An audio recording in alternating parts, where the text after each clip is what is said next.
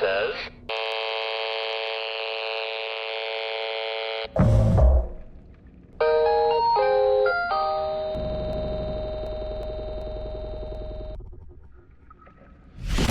Tears, drama, non-Euclidean horse centipedes. Welcome to the most depressing gaming experience in recent years. This game is important and you deserve to have your mental well-being violated by it. It's a beautiful hate letter to capitalism and wagey life. And that nagging feeling that your entire existence is destined to be wasted. That no matter how fast you climb the ladder, what always awaits you at the top is another existential goatsy you cannot look away from. A prolapsing vortex of pointlessness. Gamers are no longer children. We are now adult man-children with actual jobs. Like a lawyer or a professional goblin maxer, we have reached the age where we have to take the full force of capitalism, body slamming us into submission. You are probably overworked and underpaid, probably most of us are. And with the rise of such nihilistic sentiments, video games reflect that as well. No more saving the world, you save yourself from the shackles of mediocrity, because the world is a casting couch and you're getting fucked. No more, your princess is in another castle, but your happiness is in a different life. Yeah, so this is why you should play Mouthwashing.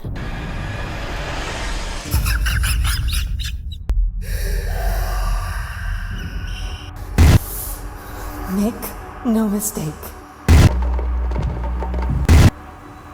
This isn't my worst moment.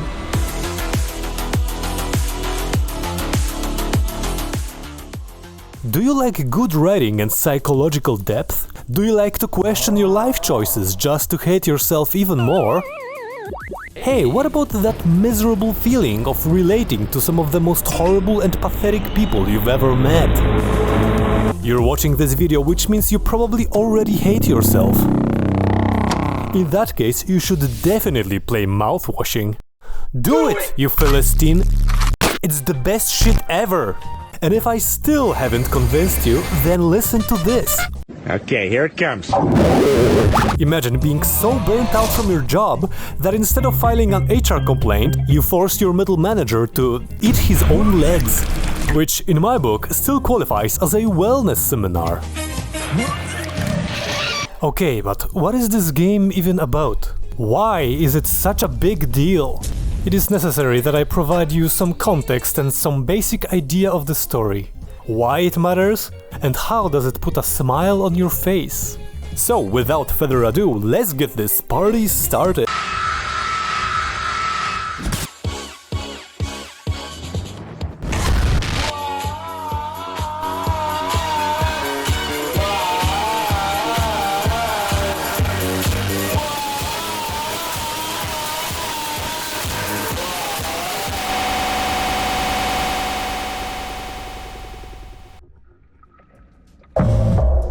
We're piloting a cargo spaceship named Tulpar, transporting some fresh child slaves for Elon's Mars colony. We are a part of a freight company called Pony Express. It's kinda like Amazon if they exported employee mistreatment beyond the boundaries of the solar system. You cannot go to the toilet on the Tulpar, by the way. True Amazon experience. Also, the company mascot is a Five Nights at Freddy's animatronic horse staring at you from propaganda posters. No sleeping for more than 5 hours. Everyone is subject to group responsibility. Medical expenses not covered. But at least you can use this Star Trek replicator to get wasted on the job. We are given a simple task. Steer left to avoid a giant dino-killing asteroid ahead of us. Our hero, however, suddenly steers right, just like Western democracies, which naturally leads to a disaster. We crash into the asteroid, barely surviving. Fire and the force of impact has hit Curly, our captain, the most. He basically turned into Joshua Graham from Fallout New Vegas, or Max from Sanitarium. How it feels to eat without YouTube. He lost his ability to speak, and with missing limbs, he will never again play the piano or thank for Reddit gold. But at least at one point he was cooked to perfection. Sorry, this guy makes me very hungry. Finally, some good fucking tea.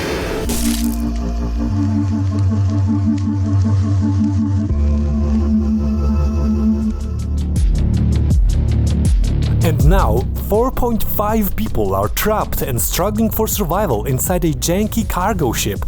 Lonely, stranded, chased by an invisible horse demon with insatiable libido. But at least we get to present ourselves as heroes by undoing all the shit we had caused in the first place. The genius of Mouthwashing lies in its theme of desperately seeking your own agency through the most extreme measures, all wrapped up in some terrifyingly bonkers set pieces. Yes, performing ultrasound on a gigantic horse tumor is vital to our survival. Trust me, bro. The other selling point is the characters: Daisuke, Anya, Swansea, Curly, Jimmy. They aren't just characters.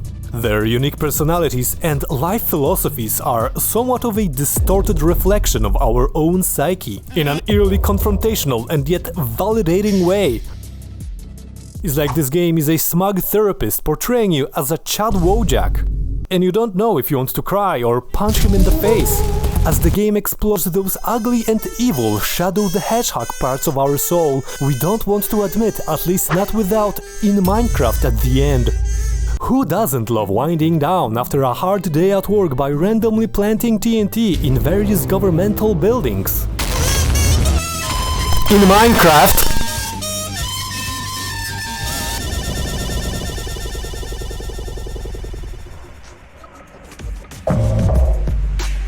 So altogether, Mouthwashing features 5 distinct characters, each embodying a unique flavor of existential dread. Here's a short recap before I dive deeper into this roster of dysfunctionality. Daisuke is an intern on board the Tulpar. When you talk to him, you realize that he's entering adulthood with fatal optimism, seeing the world as brimming with opportunities, unaware of its unfair nature. Useless ray of goddamn sunshine. His response to the crash is excitement about how much ass he's going to get. Full-on college freshman mentality, not yet aware that the tutorial of his life has ended. And now, fucking Margit from Elden Ring is teaching him about taxes and alopecia. Oh, you were a gifted child at school? Don't worry then, you will totally become a millionaire before you're in your 30s.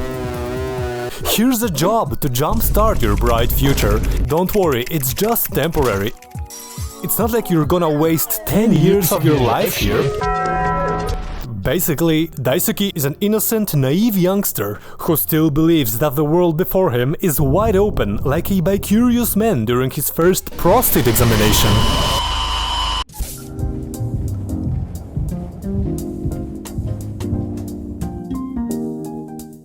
Swansea is a cynical 50-year-old alcoholic who hates everything, especially himself. So basically, a typical 30-year-old man from Eastern Europe. A diversity hire for sure. Very much a boomer. Maybe not old enough to send money to Indian scammers, but old enough to think AI images are real. Swansea is the oldest of the Tulpar crew, constantly bitching, complaining, and bullying young Daisuke. This is what you become when your life is paved with failures and disappointments. You become bitter and cynical. You develop alcoholism because it's the only thing you're good at. Your inner child is no more. You're the one who took it behind the shed with a promise of new Bionicle sneakers. That's why he's so accepting of the situation. He's been dead inside for quite a while, so starving in a cosmic void is just a formality, I guess. If the world is shit, what's the point of swimming if you're gonna drown anyway? Anya, the ship nurse, depressed and often paralyzed by anxiety. Similar energy to those goats that freeze up when you scare them. And you would freeze up too if you knew what she knows. She's optimistic yet withdrawn, and she has this kind of hypersensitivity where she sees the deeper layer of reality, where seemingly inconsequential details are warning signs. At one point, she notices a dead pixel on the screen, which no one else sees, and just like that, she sees more flaws and more imperfections. Her world is a world filled with danger and permeating rot no one else is able to notice. Like a true internet schizo noticing too many patterns in the world but without becoming anti-Semitic. It's difficult to talk about her because of the messed up things she experiences. But her courageous acts are often accompanied by tragedy. She is easily the most tragic character in the game. Just like that baby that took 16 plates to his fucking face. Curly is the captain of Tulpar and the keeper of the status quo. At least he used to be before the crash. This is me before I had my coffee. This is me after performing on a... during her... Curly is an obedient corpo drone super wagey, probably one of those normies who aced every single subject at school. He commands the ship, but ironically, his life journey is on autopilot. Unfortunately, developing your own agency was never a school subject. He's like one of those weird creatures that marry their high school sweetheart, then work the same job for 50 years and never leave their hometown. He finally starts questioning his life after some time, as if he suddenly gained sentience. He starts wondering whether a position of a freighter pilot at Space FedEx is truly the peak of his ambition. Should he still climb the corporate ladder even if there is nothing worthwhile at the top? Or should he indulge his midlife crisis and move to the Philippines to teach English before he loses all of his hair? No judgment here. Being trapped in an unfulfilling and directionless career is an underrated tragedy on its own. Stability can be a weird balance between peace and stagnation. We are conditioned to find our path as early as possible and stick to it with laser focus, to shield ourselves from the brutal reality that chicken tendies ain't free and there's only so many piss jugs our moms can clean from our basement. That's a big boy, isn't it? You might feel relieved you got some kind of stable career and can finally feel some solid ground beneath your feet. But as every path leads to the grave, we want to choose the one path we actually find fulfillment in. And at that point, stability is no longer comfort, it becomes a slowly tightening trap. You reflect on the years you spent being someone you're not meant to be, or at least you feel you're not meant to be. This could be a midlife crisis, could be burnout, depression, you name it. Curly is slowly waking up to the fact that he wasn't truly in control of his life, but just settling for comfortable mediocrity. What initially felt like progress was just very slow and heavily cushioned downfall. Life outside of one's control. For the most of us, it's just reality. We zone out during our pointless grind just to get to the good parts of life, like engaging in art or cyberbullying celebrities on Twitter. But some people just can't take it. And Jimmy definitely couldn't take it. And you gotta ask yourself one question: how much can you take before you snap?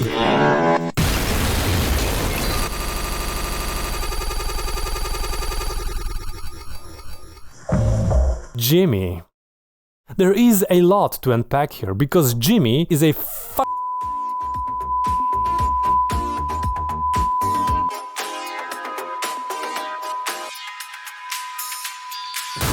He's the main character who sets everything in motion. Barely even an anti-hero, more of a villain really. A disgruntled employee who cannot accept that he's a loser, watching himself turn into an NPC of his own life. Kinda like Curly, but without the work ethic. He's also, allegedly, sexually attracted to cartoon horses. It's called clopping, Dad, every pony does it. Outside of Tulpar, Jimmy's existence is a struggle of a life. He's jealous of Curly for his success and his status, and yet disgusted by his complacency to being a cog in the corporate machine. Jimmy, being outclassed by someone probably less interesting or intelligent than him, absolutely shatters his ego. What a joke. He desperately wants to escape the suffocating futility of it all. He wants his actions to matter, to resonate. He wants to be someone, feel something. He wants to finally be in control, to take responsibility. So instead of dealing with his problems by developing a substance dependency and wasting his life savings on crypto like a normal person, Jimmy crashes the ship into the asteroid, sealing his fate and taking everyone else with him. But at least he gets to live on his own terms, even if it means spending your last moments as an asshole. Then he manipulates the narrative to make himself look like a hero, while constantly making bad decisions and complaining. But at least now, he's in charge now. That's how I wrote in the script. I wrote now twice. Because I'm stupid. This guy isn't very forward thinking, but hey, we all have intrusive thoughts. Thoughts that tell us to commit a petty crime just to see what it feels like. In Minecraft! Or to jump when standing at the edge of a cliff. In Minecraft! Or to grab a cop's gun.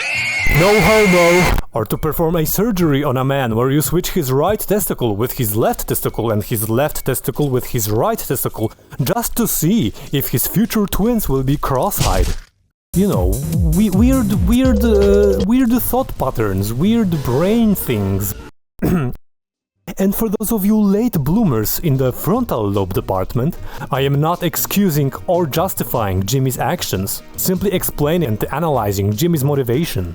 Before someone brings up that "you missed the point by idolizing them" meme, that also misses the point that recognizing well-written and sympathetic villains is not necessarily idolizing.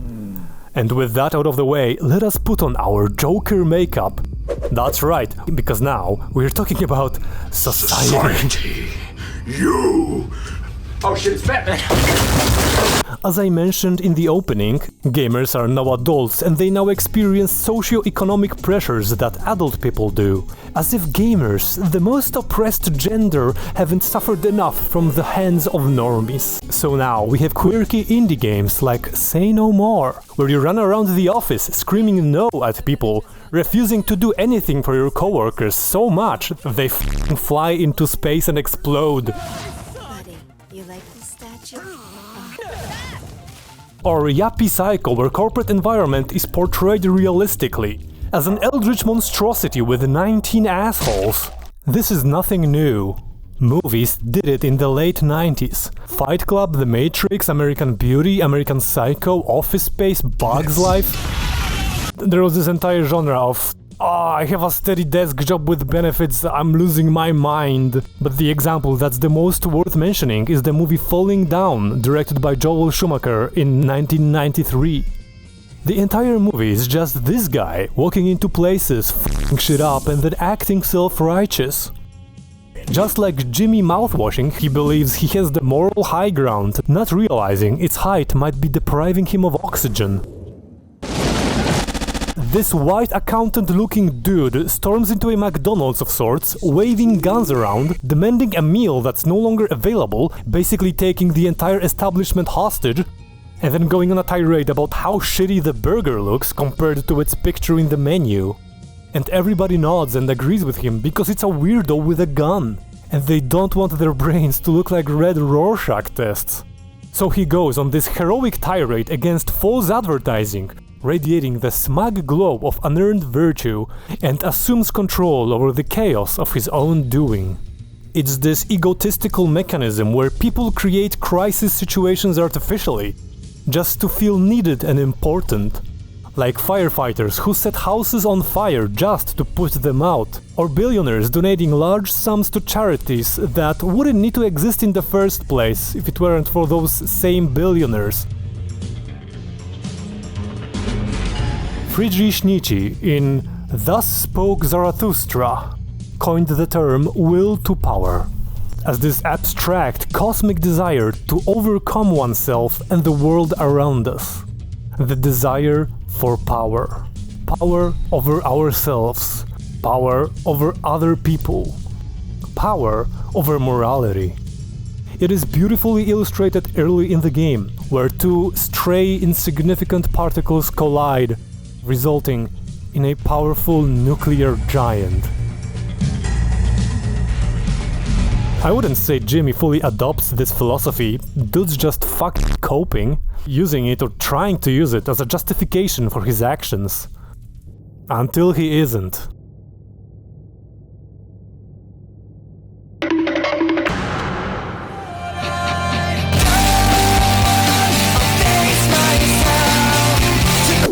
The game hammers in the message that our worst moments don't define us. Jimmy might be trying to absolve himself of his disastrous brain fart by taking initiative to fix the situation, even if it means endangering others. For Jimmy, taking responsibility is escaping. Escaping from the tedium of his life, from the consequences of his crime, from his own insecurities. Too bad that actually our worst moments in life do define us. It's the low points we're bouncing back from. After all, why would they call me a carjacker if I only jacked in my own car? Or look at Charles Manson. Everybody knows him as a cult leader and a murderer, because his actions overshadow his inspiring quotes, such as "Do you feel blame? Are you mad? Do you feel whoosh, bab, gefrenish, I consider Mouthwashing to be a groundbreaking storytelling achievement. How it appeals to the frustration and disillusionment of modern life is truly cathartic. It is a story about confrontation, both with the world and with the shit in our own heads. Mouthwashing reminds us that there is no easy way out, our minds are fragile and we won't always be in control. Unlike fictional characters, real people are far more complex. Everyone is a sum of their experiences and perspectives, often a tangle of contradictions, but the characters of the game work as mirrors of sorts. They confront us in the way they embody different reactions to both unpredictable situations as well as everyday life. We could be hopeless and cynical, like Swansea, or very analytical and fearful, like Anya. We could be naive and only see things as temporary setbacks or opportunities to grow, like Daisuke. Or we could just slowly make peace with the new status quo, like Curly. Or we could not.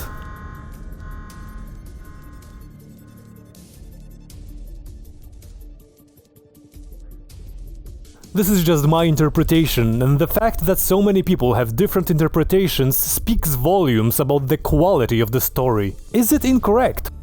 Well, I don't give a fuck. The game's writing lovingly punched me in the face and twisted my nipples through the soft fabric of my existential ease.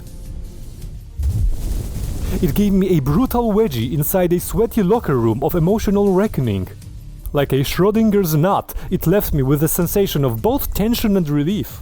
Fantastic soul enema, new dread unlocked. Greatly recommended, 10 out of 10.